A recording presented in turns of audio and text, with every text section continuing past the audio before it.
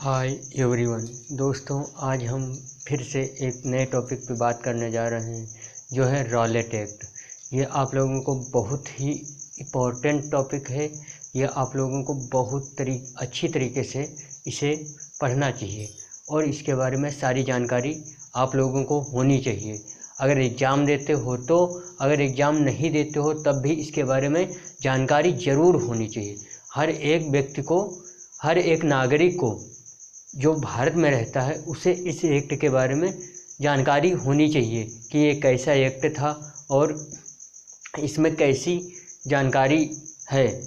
आइए देखते हैं कि रॉलेट एक्ट क्या है और इसे काला कानून की संज्ञा क्यों दी गई। काला कानून इसे इसलिए दिया गया क्योंकि इसमें ऐसा था कि किसी भी व्यक्ति को जिस पे संदेह होता था उसे सरकार उसे गिरफ्तार कर लेती थी और उसे बंद कर देती थी। 2 साल के लिए कैद की सज़ा थी कि 2 साल में वो बंद कर देती थी और उसको न किसी न्यायालय में जाने की वो थी कि वो न्यायालय में चला जाएगा तो अपनी बात कहेगा, उससे उसे कुछ राहत मिल जाएगी, ऐसा कुछ नहीं था। उसे यदि संदेह होगा तो बिना मुकदमा किए उसे जेल में बंद कर दिया जाता था। तो इस तरीके से ये रॉलेट एक्ट था। आइए देखते हैं कि ये जलियांवाला बाग हत्याकांड और इससे कैसे संबंधित है और इसमें क्या क्या जानकारी है। रॉलेट एक्ट रॉलेट की अध्यक्षता में सर रॉलेट की अध्यक्षता में बनाया गया था। जस्टिस रॉलेट की अध्यक्षता में बनाया गया था, जो एक बहुत ही बेकार किस्म का अधिनियम था, एक्ट था, कानून था, जो भारतीयों के विरोध के बावजूद भी इसे लागू किया गया था। भारतीय कोई भी नहीं चाहता था, ना तो मदन मोहन मालवीय, ना जिन्ना, ना तो गांधी जी, यानी किसी भी नेता ने इसका समर्थन नहीं किया था। फिर भी ये एक्ट लागू हुआ और किसने किया? जस्टिस रॉलेट ने इसे लागू किया था और इसका उद्देश्य सिर्फ यही था कि किसी को भी संदेह हो, यदि उसको किसी को भी सरकार को लगे कि ये संदेहास्पद है, यानी इस व्यक्ति को पता चले कि इसको संदेह है इस पे कि ये किसी तरीके का अभद्र व्यवहार यानी अभद्र तरीके से सरकार पे या देश पे कुछ करेगा, तो उस तरीके से ये उसे गिरफ्तार कर लेते थे और 2 साल के लिए बंद कर देते थे। तो इसमें बिना मुकदमा चलाए उसे जेल में डाल देते थे। ये ऐसा एक कानून था और इसीलिए इसे काला कानून के नाम से जाना गया है। आइए देखते हैं कि इसे काला कानून क्यों कहा गया है। इसमें बात करते हैं इसे काला कानून क्यों कहा गया। तो इसमें था रॉलेट एक्ट क्या है। सबसे पहले जानते हैं कि रॉलेट एक्ट क्या है। रॉलेट एक्ट जो जस्टिस रॉलेट की अध्यक्षता में स्थापित सेडिशन कमेटी, कौन सी कमेटी थी? सेडिशन कमेटी की सिफारिशों पर आधारित था। किसकी सिफारिशों पर आधारित था? तो सेडिशन कमीशन की सिफारिशों पर आधारित था। और ये 18 मार्च 1919 को निर्वाचित भारतीय सदस्यों के विरोध के बावजूद इंपीरियल लेजिस्लेटिव काउंसिल ने इस एक्ट को पारित कर दिया। भारतीय जो निर्वाचित सदस्य थे इस एक्ट के माध्यम से, उनके विरोध के बावजूद लेजिस्लेटिव असेंबली जो इंपीरियल लेजिस्लेटिव काउंसिल है उसने इस एक्ट को पारित कर दिया। और इस एक्ट का सबसे बड़ा ये था, इस एक्ट के तहत जिस व्यक्ति से शांति भंग होने की, यानी किसी भी तरीके का अभद्र व्यवहार होता, तो बात करते हैं किसी भी तरीके का अभद्र व्यवहार होता तो उसे, यानी शांति भंग होने की संभावना हो, उस व्यक्ति को गिरफ्तार कर लिया जाता था। और किस तरीके से गिरफ्तार किया जाता था? अगर शांति भंग होने की संभावना हो, उसे गिरफ्तार कर बिना मुकदमे के 2 वर्षों तक बंदी बनाए रखने का प्रावधान था। ठीक, और रॉलेट एक्ट ने भारतीयों के मन में काफ़ी आक्रोश यानी काफ़ी क्रोध की भावना को जन्म दिया था। ये रॉलेट एक्ट, जब इस एक्ट को भारतीय विरोध कर रहे थे तब भी इसे लागू कर दिया गया। तो इस एक्ट का विरोध पूरे भारतीय नागरिक, पूरी भारतीय जनता कर रही थी और इसीलिए इस पे इतना आक्रोश बढ़ा जनता का कि कुछ कहने को नहीं। इस एक्ट को भारतीयों ने पूरा विरोध किया था। इस एक्ट यानी ये एक्ट ना बने और बन भी गया तो ये लागू ना हो, इस वजह से भारतीय बहुत पूरी तरीके से इसका विरोध कर रहे थे। लेकिन फिर भी ये लेजिस्लेटिव काउंसिल ने, इंपीरियल लेजिस्लेटिव काउंसिल ने इस एक्ट को लागू ही कर दिया था। आइए जानते हैं कि ये कैसे हुआ। इसमें जब इस एक्ट का भारतीय विरोध कर रहे थे तो गांधी जी थे। गांधी जी ने, हमने बताया था कि 1917 में जो चंपारण आंदोलन था उसमें उन्होंने पहला सत्याग्रह आंदोलन अपनाया था। तो अब बात करते हैं कि पूरे देश में, जो भारत देश है उसमें, जो अपना देश प्रिय भारत है उसमें गांधी जी ने अब पूरे विश्व यानी पूरे भारत स्तर पर, वो केवल बिहार स्तर पर था और ये पूरे भारत स्तर पर सत्याग्रह आंदोलन का, अब ये सोचते थे कि हम सत्याग्रह आंदोलन करके सरकार और देश को हम एक नए तरीके से जन्म देंगे और उसे आज़ाद करा देंगे। इस तरीके से इन्होंने एक और सत्याग्रह के समर्थन में सभाएं आयोजित की थी। और जब गांधी जी ने अमृतसर में सत्याग्रह के समर्थन में सभाएं आयोजित की थी तो क्या हुआ था, गांधी जी ने अमृतसर में सत्याग्रह के समर्थन में सभाएं आयोजित की थी। इन सभाओं में पंजाब के लोकप्रिय नेता, कौन थे पंजाब के लोकप्रिय नेता, कौन कौन थे? सैफुद्दीन किचलू थे, सैफुद्दीन किचलू तथा डॉक्टर सत्यपाल मलिक थे। कौन कौन दो नेता थे? सैफुद्दीन किचलू तथा डॉक्टर सत्यपाल मलिक को भाषण देने से रोका गया। कैसे रोका गया? को भाषण देने से रोका गया तथा दोनों को गिरफ्तार भी कर लिया गया। यानी वो इसी एक्ट के तहत कि भाषण जनता को संबोधित करना चाहते थे कि इस एक्ट का विरोध हो, तो सरकार क्या कर रही है? सरकार सैफुद्दीन किचलू और सत्यपाल मलिक को गिरफ्तार कर ले रही। और जब गिरफ्तार कर लिया, रोका गया और गिरफ्तार कर लिया गया, तो इनको जब गिरफ्तार कर लिया गया तो भारतीय जनता और वो हुई, भारतीय जनता के मन में और क्रोध बढ़ा कि आखिर इन्होंने इनको क्यों गिरफ्तार किया, और फिर गिरफ्तार किया है तो मुकदमा भी चलना चाहिए, किस लिए किया है और कैसा हुआ है, तब उनको जेल में बंद करना चाहिए। लेकिन ये इस एक्ट के तहत यानी रॉलेट एक्ट के तहत इन्हें गिरफ्तार कर रहे हैं और गिरफ्तार करके वो बंद कर दे रहे हैं। तब क्या कर रहे हैं, जनता इसके विरोध में क्या कर रही है? एक अमृतसर, जलियांवाला बाग अमृतसर है, तो वहाँ पे इन्होंने इसको, ये तीन तरफ से, चारों ओर तीन तरफ से दीवार से घिरा हुआ था, एक गेट था, उसी में ये सभा हो रही थी। किसके? इनको छुड़ाने के लिए। 13 अप्रैल 1919 को इन दोनों नेताओं की गिरफ्तारी के विरोध में, देखो बात हो रही है, 13 अप्रैल 1919 को इन दोनों नेताओं की गिरफ्तारी के विरोध में अमृतसर का प्रशासक यानी पंजाब का प्रशासक कौन था? जनरल डायर ने अवैध घोषित कर दिया कि ये सभा जो है ये अवैध है। जो सभा यानी ये एक्ट वो कर रहे थे, तो इसी एक्ट के तहत ये दोनों नेताओं को गिरफ्तार किया गया था। जब गिरफ्तार किया गया था तो इनको इसी विरोध के कारण जनरल डायर ने इस सभा को अवैध घोषित कर दिया। तो जनरल डायर ने सभा स्थल को चारों तरफ से यानी चारों ओर से घेरने का आदेश दिया। जब घेरने का आदेश दिया और उसने क्या कहा? उसने कहा कि निहत्थी भीड़ पर गोली चलाने का आदेश भी दे दिया। निहत्थी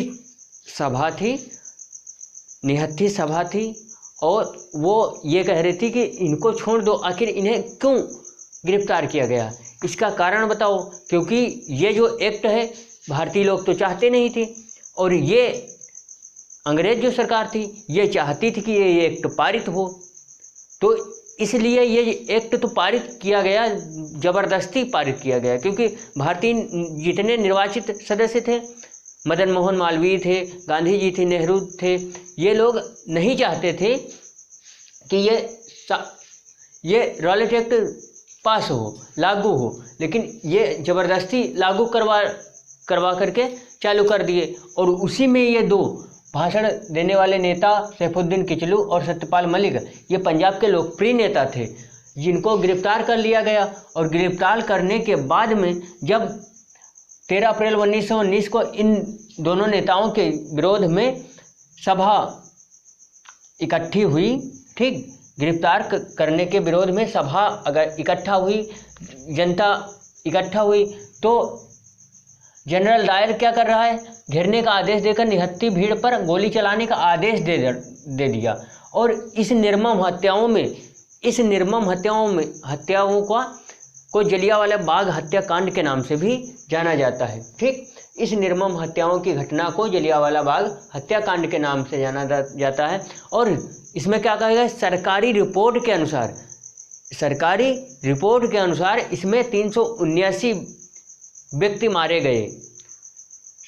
सरकारी रिपोर्ट के अनुसार दिखाया गया है कि इस जलियांवाला बाग हत्याकांड में केवल 379 लोग मारे गए हैं, जबकि असलियत में कितने मारे गए हैं, असलियत में 1500 मारे गए हैं और 1200 घायल हुए हैं। अब आप सोच लीजिए कि कितनी भारी संख्या में गोली चला करके उनको मार दिया गया, क्योंकि एक गेट था, उसमें भागने का तो टाइम ही नहीं दिया, और 10 सेकंड तक, बराबर 10 मिनट तक गोलियां चलती रही थी।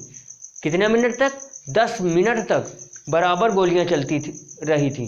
निहत्थी सभा पर बराबर गोलियां चलती रही थी, और बराबर गोलियां चलने पर 1500 लोग मारे गए थे और 1200 घायल हुए थे। जबकि ये सरकारी जो लोग थे, जो जनरल डायल वगैरह थे, इन्होंने अपनी सरकारी रिपोर्ट में इन्होंने केवल 379 मारे गए लोगों की संख्या को दिखाते हैं कि इसमें 379 लोग केवल मरे हैं,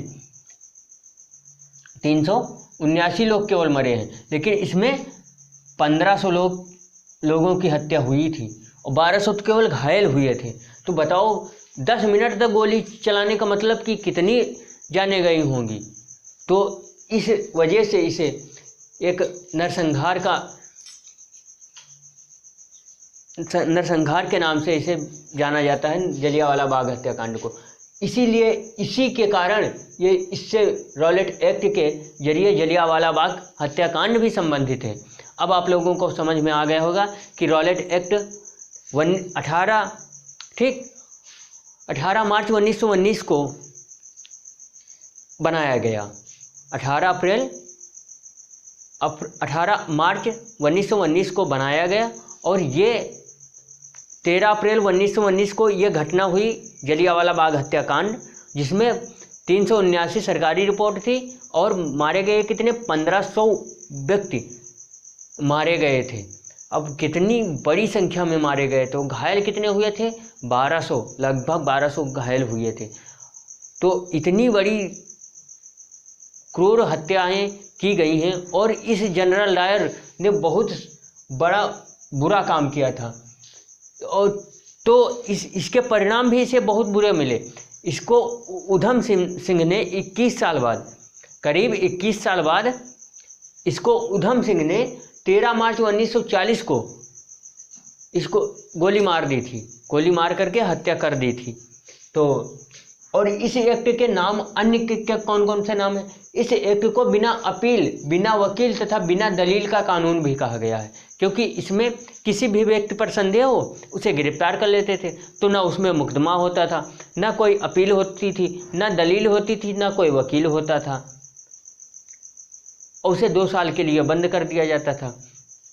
तो इसलिए इसे बिना वकील, बिना अपील, बिना दलील का कानून भी कहा गया है।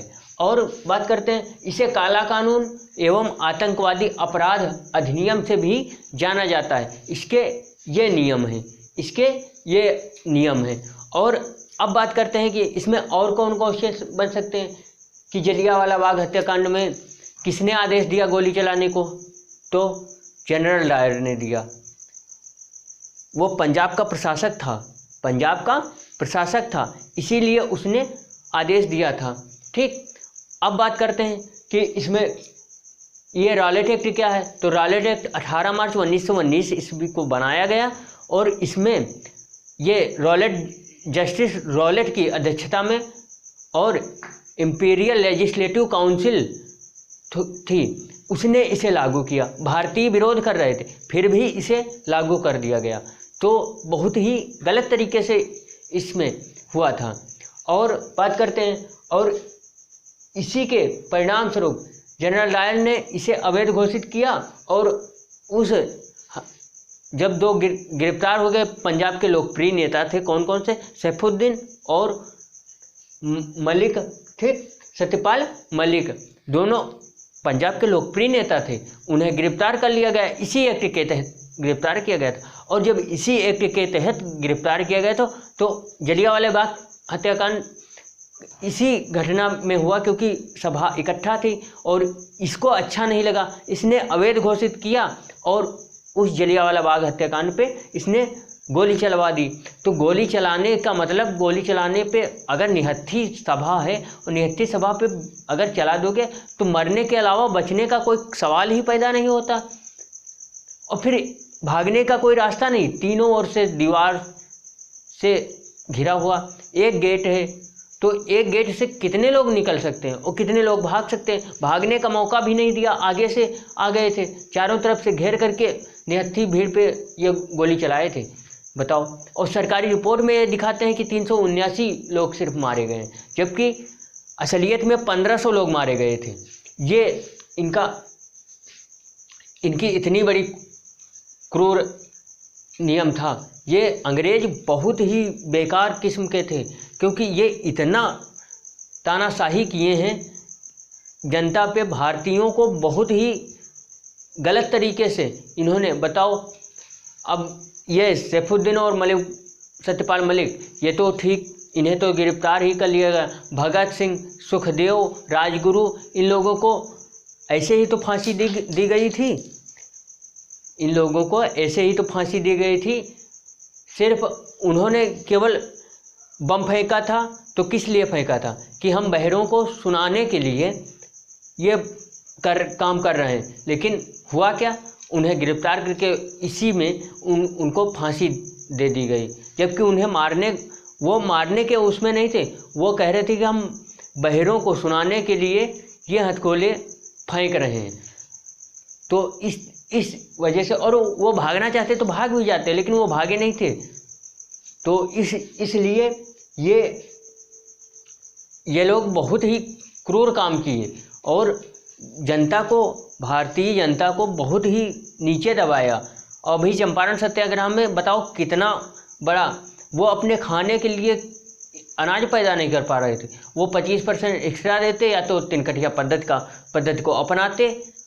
तो ये सब चीज़ें थी। तो सरकार को अपना अलग सोच इनकी थी, और ये जब सरकारी थे, अंग्रेज़ों के हम लोग गुलाम बन गए थे, ये हम ही से सब कुछ करवाना चाहते थे। तो इसलिए ये लोग बहुत ही गलत काम किए। और एक क्वेश्चन और आता है कि रॉलेट एक्ट के समय, रॉलेट एक्ट के समय भारत का वायसराय कौन था? भारत का वायसराय कौन था? ये क्वेश्चन पूछा गया है कई एग्जामों में, यूपीएससी में भी पूछा गया है और कई एग्जामों में पूछा भी जाता है। कौन था? तो कौन था? लॉर्ड चेम्सफोर्ड वायसराय था। कौन था? Lord Chelmsford Chelmsford. अब आप लोगों को पता हो गया होगा कौन था, लॉर्ड चेम्सफोर्ड था। इसकी समय सीमा कितनी थी, 1916 से 1921 1916 से 1921 ईस्वी तक यह भारत का वायसराय बना रहा। तो अब आप लोगों को पता होगा रॉलेट एक्ट क्या है। रॉलेट एक्ट को काला कानून क्यों कहा गया, क्योंकि इसमें बिना अपील बिना दलील के ये कार्य होते थे। इस तरीके से आप लोगों को ये रॉलेट एक्ट पता हो गया होगा। इसमें इसी से संबंधित जलियांवाला बाग हत्याकांड है, क्योंकि रॉलेट एक्ट अगर ना बना होता तो ये जलियांवाला हत्याकांड भी ना हुआ होता।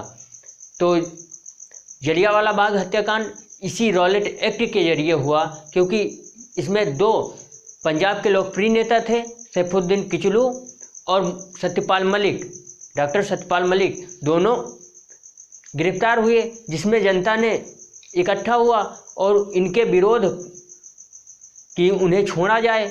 आखिर उन्हें क्यों पकड़ा गया है, आखिर क्यों उन्हें गिरफ्तार किया गया है, लेकिन इसको नहीं सरकार सुनी और वो सरकार सोची कि ये अवैध काम कर रहे हैं। वो अवैध सोची नहीं, उनका बना बनाया सब कारनामे थे।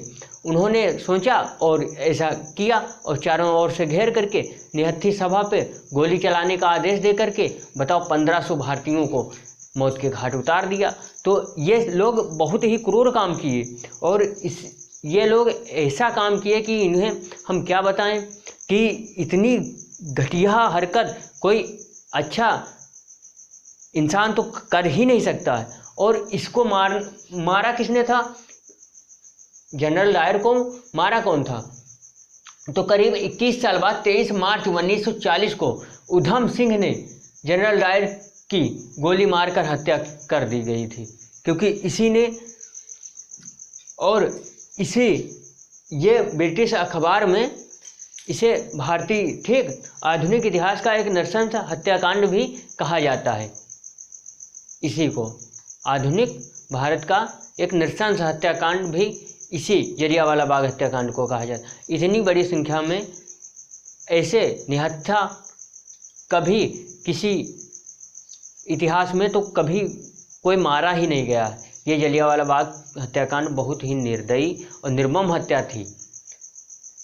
तो इस तरीके से आप लोगों को पता होगा कि ये कब रॉलेट एक्ट बना, तो 18 मार्च 1919 को बना था। 1919 में ये बना था और इसमें दो नेता, लोकप्रिय नेता इसी के तहत गिरफ्तार हुए, इसी एक्ट के तहत। और जब गिरफ्तार हुए तो 13 अप्रैल 1919 को ये एक सभा स्थापित हुई उनको कि उन्हें छोड़ा जाए, लेकिन उन्हें न छोड़ करके उस सभा पर अवैध सभा को घोषित कर दिया गया कि सभा अवैध है और उसी के जरिए इस पे गोली चलाने का आदेश दे दिया गया, जिसमें 1500 लोग मारे गए, जबकि सरकारी रिपोर्ट में 379 लोगों को दिखाया गया है। तो इस नज़रिए से आप लोगों को पता हो गया। और इस समय जब जलियांवाला बाग हत्याकांड हुआ तब, यानी रॉलेट एक्ट के समय या जलियांवाला बाग हत्याकांड के समय, भारत का वायसराय कौन था, तो लॉर्ड चेम्सफोर्ड था। अब आप लोगों को इसके बारे में पूरी जानकारी हो गई होगी कि ये रॉलेट एक्ट क्या है और इसे काला कानून क्यों कहा गया। हमें लगता है कि आप लोगों को पूरा विधिवत पता हो गया हो। ठीक, तो अब इसी क्लास को हम यहीं पर रोकते हैं और पढ़ते चलिए। जितना पढ़ोगे उतना आप लोगों को समझ विकसित होगी और उतना आप लोग आगे बढ़ोगे, उतनी वैल्यू होगी। जितना जानकारी होगी उतनी वैल्यू बढ़ेगी। तो पढ़ते चलिए और नॉलेज को इकट्ठा करते चलिए। जितना नॉलेज उतनी सफलता, जितना नॉलेज होगा उतनी सफलता नज़दीक होगी। तो पढ़ते चलिए और आराम से समझते चलिए, समझ कर पढ़िए, आनंद लीजिए और पढ़ते चलिए। जितना पढ़ोगे उतना अच्छा होगा। तो बस यही इसी बात पे आप लोगों को क्लास को रोकता हूँ और धन्यवाद, थैंक यू।